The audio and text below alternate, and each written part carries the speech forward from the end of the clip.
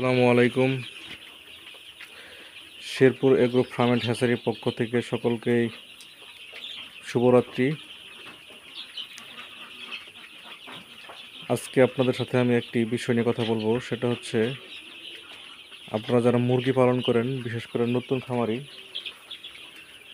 অনেকেই ব্রুডিং করতে গিয়ে বিপাকে পড়েন, অথবা ব্রুডিং শেষ হলে মুরগির সবচেয়ে যে একটা কমন সমস্যা সেটা হচ্ছে গাম্বুরু। আমার এই বাচ্চাগুলো গত 3 দিন আগে গাম্বুরুতে আক্রমণ হয়েছিল।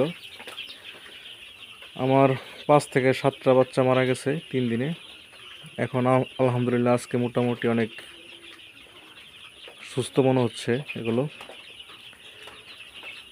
আপনারা যারা নতুন খামারি তারা গাম্বুরু হলে সর্বপ্রথম মেডিসিনের পিছনে না দৌড়িয়ে সবচেয়ে আমাদের ঘরোয়া প্রকৃতির যে মেডিসিনগুলো আছে এগুলো ইউজ করতে পারেন। যেমন হচ্ছে আপনার লেবুর রস, তারপর গুড় দিতে পারেন সাথে মিশিয়ে।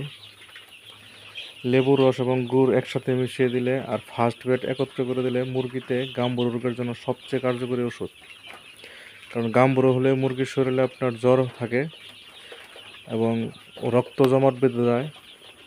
আপনারা জানেন লেবুতে ভিটামিন সি থাকে পর্যাপ্ত পরিমাণ। ভিটামিন সি দেওয়ার ফলে রক্ত চলাচল বৃদ্ধি পায় এবং মুরগিগুলো সতেজ হয়। আর বিশেষ করে রাতের বেলা যখন দেখবেন যে এক কোনায় গিয়ে জট লেগে থাকে, সেই ক্ষেত্রে আপনারা ইসেল ইউজ করতে পারেন অথবা 83 ইউজ করতে পারেন। সেক্ষেত্রে বাচ্চাগুলো চঞ্চল থাকবে এবং পানি এবং খাবার খাবে। আর খাবার যদি কম খায় সেক্ষেত্রে আপনারা এনজাইম ইউজ করতে পারেন। গ্যাস যে একটা সমস্যা, সেটার জন্য খাওয়া দাওয়া কম ছেড়ে দেয়, সেক্ষেত্রে আপনারা এনজাইম ইউজ করবেন। এবং পানি খাওয়া ছেড়ে দিলে আপনারা পানির সাথে পিএইচ দিতে পারেন অথবা হাইড্রোসল, সেটা পানি সবচেয়ে ভালো খায়, সেটা দিলে। আর এছাড়াও আপনারা যদি আক্রান্ত মুরগি বেশি দেখেন তাহলে সিপ্রুসিন অথবা সিপ্রোফ্লক্সাসিন গ্রুপের কিছু মেডিসিন আছে, সাথে রেনাসি এবং সাথে রেনামক্স ভালো কাজ করে। আর ফার্স্ট বেড একত্র করে দিবেন। ইনশাল্লাহ 2 থেকে 3 দিনের মধ্যে আপনার মুরগি গাম্বুরু আক্রমণ হলে সুস্থ হয়ে যাবে। আর অবশ্যই নিয়মিত ভ্যাকসিন প্রয়োগ করবেন। ভ্যাকসিন প্রয়োগ না করলে মুরগি সুস্থ রাখা সম্ভব না। ভ্যাকসিন দেওয়ার পর যদি মুরগি অসুস্থ হয় সেক্ষেত্রে মেডিসিন প্রয়োগ করলে খুব দ্রুত মুরগিগুলো সুস্থ হয়ে যায়। আর ভ্যাকসিন না থাকলে আপনি মেডিসিন ইউজ করার ফলেও মুরগিগুলো সুস্থ হবে না।